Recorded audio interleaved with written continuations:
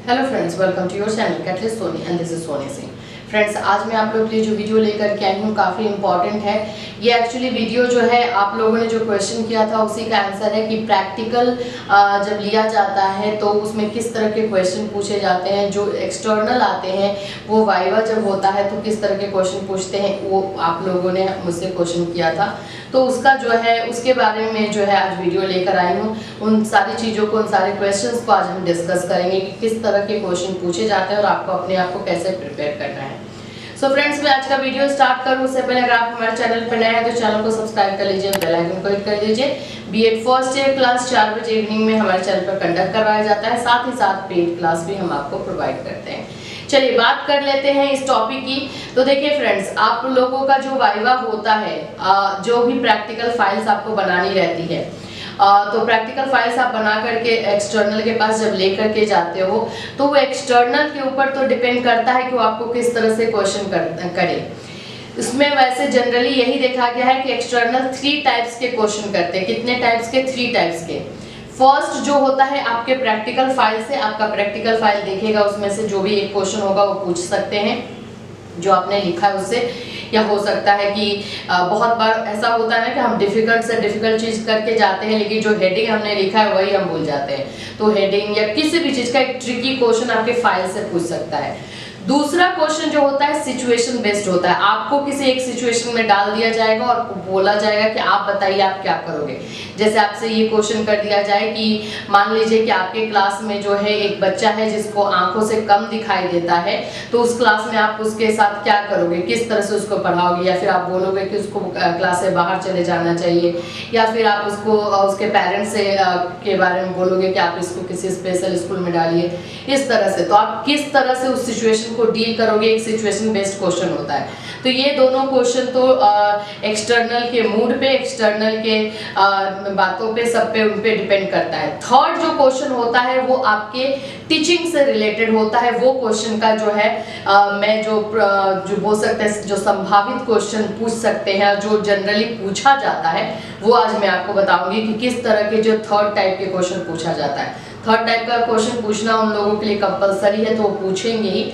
इसमें से किस टाइप के क्वेश्चन होंगे मैं आपको बताऊंगी।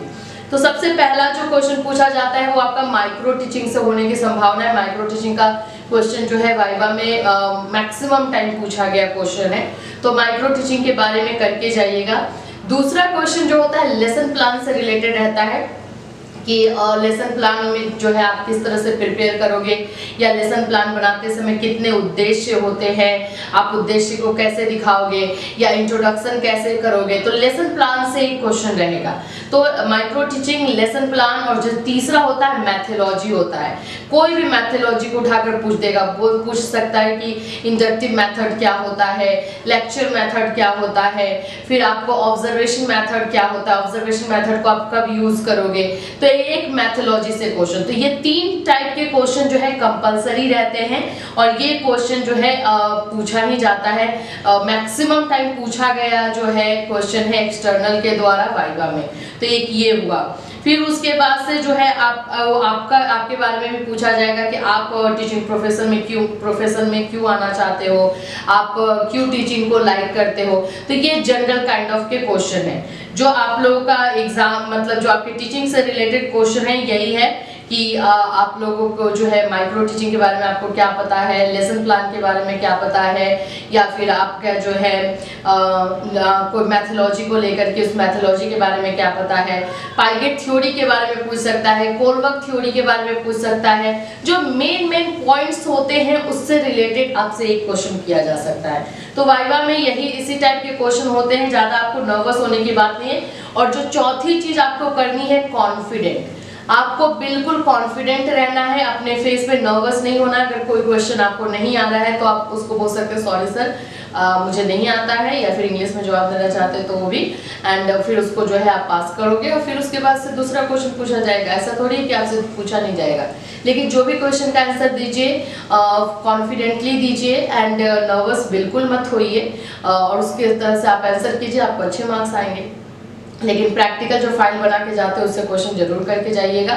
और साथ ही साथ अगर आपको कोई सिचुएशन में डाल दिया जाए और उससे आपसे क्वेश्चन किया जाए या फिर आपसे ये पूछ दिया जाएगा कि जो आप इंटर्नशिप के लिए गए थे, जो 1 महीने के लिए आपको दूसरे स्कूल में पढ़ाना पड़ता है, तो वहाँ पे आपने क्या क्या चीज़ें ऑब्जर्व की, तो इस तरह के जो है क्वेश्चन पूछे जाते हैं। तो आई होप कि इस वाइवा का जो भी टेंशन आप लोगों का है वो दूर हुआ होगा। और आप लोगों को अब इसमें अगर कोई क्वेश्चन है या फिर कुछ भी आप पूछना चाहते हो तो आप हमें इस वीडियो में कमेंट कर सकते हो या फिर इंस्टाग्राम पे फॉलो करके मैसेज कर सकते हो। फिर मिलूंगी, chill then, have a nice day.